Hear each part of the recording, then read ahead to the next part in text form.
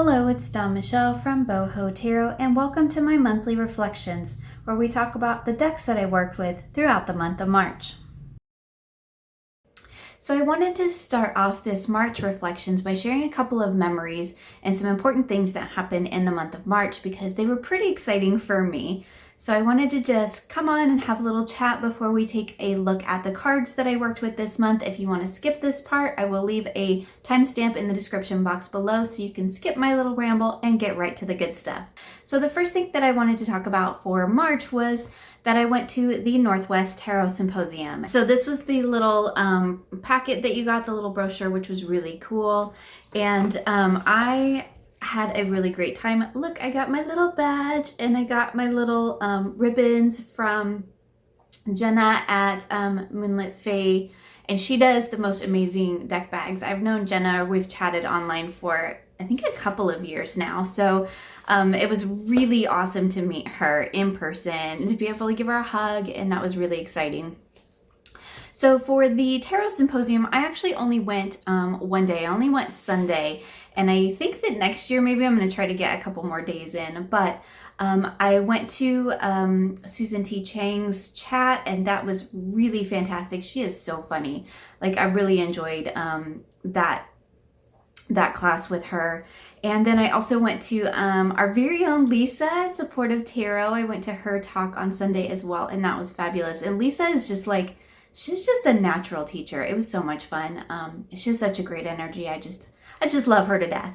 Anyway, so I got a few goodies. Like, I was actually really good. I was kind of surprised. There was a lot of people that didn't come. So I think that the attendance count was fairly low this year. And so in the vendor area, there weren't quite as many, I think, as they normally were. I had a couple people that I was scheduled to meet with that didn't end up being able to come, or they ended up leaving early because there just, I guess, wasn't quite the numbers this year. But I am super excited to go next year, and hopefully it will be, I think, a little more on par with what it was. I mean, granted, there was a ton of people there still, but as far as the vendor area, I think it was a little bit more low-key than it normally is, although this is my first one, so I've never been, so I can't really say for sure. That's just what I heard kind of around, you know, the mill.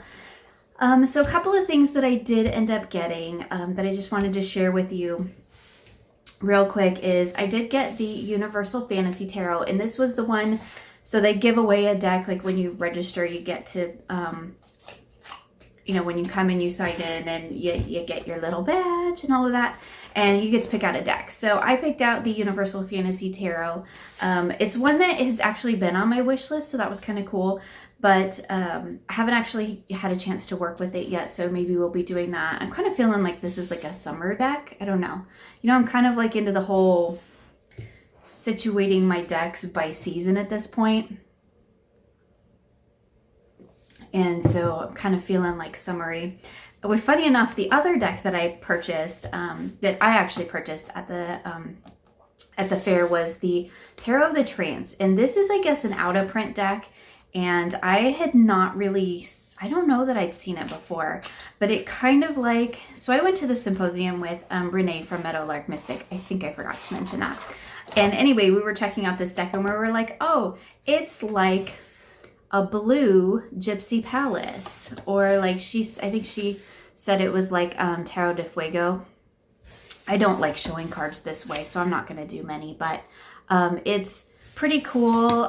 When I actually go to work with it, we'll take a closer look at it, but it's definitely like that kind of fun, funky art. And the other thing I liked, let me get to just, like, the miners are super pippish, which I thought was really cool. And anyway, I'll show a little bit, you know, we'll do like camera down and show some better pictures of this when I actually go to work with it. But this feels very much like a summer deck, so I think this is one that's probably going to go in my summer pile. I'm actually really excited to work with it. I hadn't seen it before. I hadn't heard of it. So yeah, that's wrong side. That's Tarot of the Trance, and it's kind of cool. I was kind of excited about it. So the really exciting thing that I was able to pick up was Susan's book, and I'm way too close to the camera for this.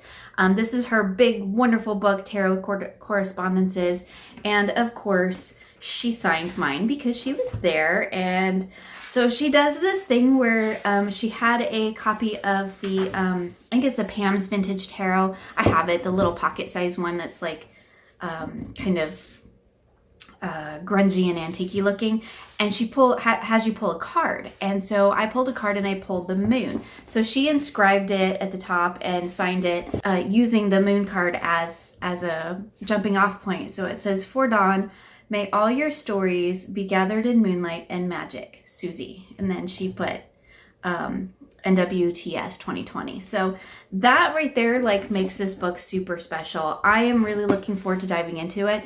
Again, this is something that I think I'm gonna hold off on until summer, and then I'm gonna jump into studying that, and you know, maybe I'll use my new decks that I got for that. So, and then I did just want to mention they included a little postcard, which look, it has the Magician from the Tarot to St. Croix. I think that's really cool. But it's for next year's Tarot Symposium, and it will be March 5th through the 8th, 2021 in Portland, Oregon, of course. So I will be there. I'm going to be there, I think, a couple more days this time, just so that I can take part in some more of the classes and get a chance to, you know, get to know some people and things like that. It was pretty busy and kind of like the last day, everybody trying to get things done. So I didn't really get a chance to meet with a lot of people, but I did just want to like mention, I did mention already that I got to meet Jenna from Moonlight Fae, and that was really fantastic. Like I said, Jenna and I have been chatting on and off for a couple of years now. I also, of course, got to meet Lisa and Peggy, which was super exciting. So let's go ahead, flip the camera around and take a look at the decks I worked with. So the first decks that I worked with in the first week of March were the Line Strider Tarot, the Scrying Ink Lenormand, and the Hedge Witch Botanical Oracle. So this was an interesting little combination. All of these are decks by Silo, unsure how to pronounce her name, Silo Thompson. And this is the Line Strider, which is a mass market deck, and the Hedge Witch Botanical, which is also a mass market deck. And then the Scrying Ink Lenormand I got off, I want to say Make Playing Cards, but I will double check, and that will be in the description box below. So this was a really wonderful just little grouping of cards.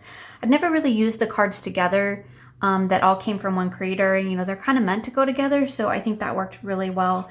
But the way I really worked with these cards was to do the Lenormand as the base message, and then use the Tarot and the Oracle to support it. And that was really lovely. The Line Strider and the Hedge Witch are two of my favorite decks. I love the white space around this whole deck. And it does kind of offset the Lenormand a little bit, which is kind of nice. So it kind of creates space around the Lenormand for that message, and I really enjoyed that process. These feel like very spring decks to me. They all showed up in my spring collection, although I don't think I did Lenormand as a spring collection, but I did Tarot and Oracle. And I really enjoy the messages that I get from all of them, and they just read so well together. They're very balanced and they read really well together. So these are definitely three decks that I enjoyed working with and definitely will be turning to again. Like I said, the Line Strider and the Hedge Witch are kind of staples in my practice, although they are definitely decks that I tend to use more in the spring than any other time. Although I will say that the Hedge Witch Botanical is an oracle that I pull in a lot of times when I need to kind of calm the reading down. So I pair it a lot of times with really busy tarot decks because it helps create that space and that sense of calm. So again, just beautiful decks. I love the way they read together. So that is the Line Strider Tarot, the Scrying Ink Lenormand, and the Hedge Witch Botanical Oracle. So in the second week of March, I was kind of keeping with that theme of using decks by the same creator, and so I turned to my Paulina Tarot and my Spirit Song Tarot, and I read with these two together, and that was really wonderful. So these two decks I think paired really well together. I really enjoyed working with them together. The message is really in sync, which was really nice. I definitely found myself being drawn more to the Spirit Song Tarot, and it kind of is a deck that really surprised me. I thought it was going to be kind of fluffy and soft, but it's really not. I actually found it to be quite soulful and quite deep, and that was really a surprise. And I think that I find the same in the Paulina too. I think that a lot of times we look at these kind of more pastel decks and we think, oh, it's going to be a hug deck. Oh, it's going to be a, really soft and gentle deck. And while the imagery is soft and kind of inviting and nurturing, I find that in readings, they're actually quite powerful. They're quite deep, and they do have very soulful messages. So I really enjoyed working with these two together. I had really interesting conversations with the Spirit Song Tarot, and it's definitely one that I'm wanting to work with again. Really interesting when you use two different tarots as opposed to a tarot and an oracle. When you get two major arcanas that come up together, that's always really interesting. So here we have the Empress and Justice. Now the Spirit Song Tarot has keywords on the bottom of the deck, which is really usually not my favorite, but it actually really works with this deck. I really like the keywords. They're very in tune with the energy of the deck, and I think that they work really well. And they actually add to the layers of your readings, which is, generally I find them to be a distraction, but in this particular deck I find it to be an additional layer, which is really wonderful. Here we have 2 4s. That's always interesting. The 4 of Cups twice. So the 4 of Shells is the Suit of Cups. So now looking at that, we have that 4 of Cups like doubled, that energy doubled. So that's really interesting. And again, these two decks, they just look beautiful together. They read really well together. The Spirit Song is a little bit difficult for me to get my hands around, so I'm thinking about trimming it down. Although I have to be honest that I've had some conversations with people who've trimmed both these decks, and sometimes people really, really love it. And sometimes people say that they're too busy to not have a border. So that's kind of been a little bit my hesitation. However, the Spirit Song is a little bit difficult for me to get my hands around, because as you can see, it's a bit wider and taller than the Paulina. And so I am thinking of trimming it just so that I can be able to work with it a little bit better. So we'll have to see how that goes. But that is the Paulina Tarot and the Spirit Song Tarot. So keeping with my theme of decks all by the same creator, I also pulled out several of my Lisa Hunt decks. Now I have more, but they don't feel like spring decks to me, so I don't pull them out during this time. Those will be, I think they are in my fall collection, so we will be seeing them at some point. But for right now, these were the 3 that I felt really had that spring energy, which was really what I was looking for, because I am working with all of my spring decks right now. And so as you can probably imagine, because these are all by the same creator, they do actually read really well together. The Fairy Tale Tarot and the Fairy Tale Lenormand, of course, have a very fairy tale vibe. And then you have the Animals Divine, which has more of a mythology vibe to it. So they actually meshed really well together in terms of their structure, as well as, of course, their art. Now my Fairy Tale Tarot, which I think I've mentioned before, is the Spanish edition, because I just won't pay for the English one. It's out of print and really, really expensive to get a hold of. And this works just fine. I've mentioned it before. I have the app on my phone, so I have the English guidebook, but these decks read really well together. I started the week that I worked with these with one Fairy Tale Tarot to provide a story, because I do actually read the stories that go along with these cards. And then I used the Lenormand to provide my message, and then my Animals Divine to provide the energy.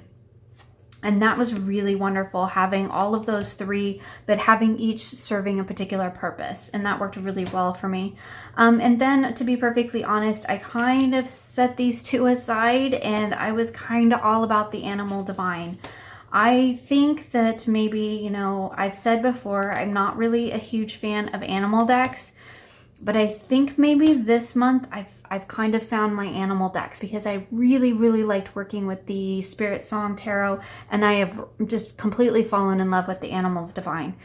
So maybe I just needed to find, my animal decks, the ones that were going to work for me.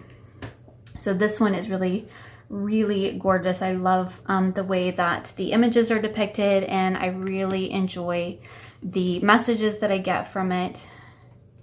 And I love that mix of mythology in there, which is really wonderful. So you have the mythology, you have, because this has gods and goddesses all throughout the major arcana and all of the courts, and then all of the minors are animals. Now this deck is out of print, and I waited a really long time to get a copy of it, and just happened to be at the right place, right time. I'm just going to show you real quick, because this is not a deck that we see often, because it is very hard to get a hold of. But here you can see we have Gaia for the World, we have Rabbit for the Ten of Pentacles, Hera for the Empress, Fox for the Five of Pentacles. It's just an absolutely gorgeous deck, and I'm really enjoying working with it. I love Lisa Hunt's artwork. I am trying to work my way to collect all of her decks. There are a couple other out of print ones, so it's been a little bit, it's going to be a slow roll to get to it. Look at Bat for the Five of Swords. That's just perfect. The Snake for the Nine of Wands. Tara for Strength. This one came up for me. As did Horus the Sun. And the Knight of Pentacles with the Mistress of Animals. And Giraffe for Seven of Pentacles. Look at him stretching up there to get his little pentacle. Anyway, it's just, you know, maybe I just had to find my animal deck, but this is it. This is my animal deck. It shuffles beautifully too. It's wonderful. So that is the Fairy Tale Tarot, the Fairy Tale Lenormand, and the Animals Divine Tarot. So for the final full week of March, I used the Luna Soul Tarot. I think this one might be out of print. Trying to remember if I shuffled it or not. I'm not sure if it is. I do definitely need to double check. It might be out of print, or might be in between printings, maybe, I think I've heard. And this is the Cup of Contemplation cards by our own Julie Peekaboo Rose.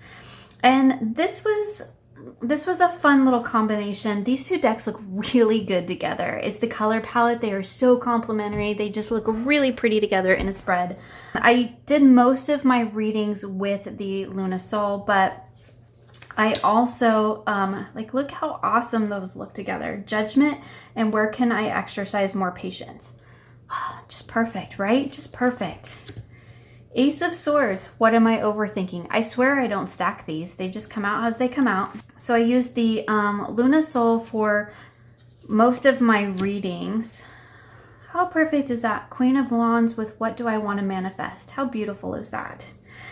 So I used the Luna Soul primarily for my tarot readings all week, and then I used the Cup of Contemplation cards as prompts for my readings, which was really wonderful. And I also use this for my self-care reading, which I think it works really great for that. And it has really great messages in it. And these two decks just look really cool together. Like, look at this, Seven of Cups. Who needs my empathy and support? Probably right now the whole world does, right? What am I neglecting? Death. Love that. That is an awesome little message. I'm actually going to end that right there, because those two are just wonderful together. These two decks were a lot of fun to work with throughout the week. The Luna Soul is really just a Rider-Waite-Smith clone, which doesn't really tend to be my favorite, but I actually quite enjoy this one.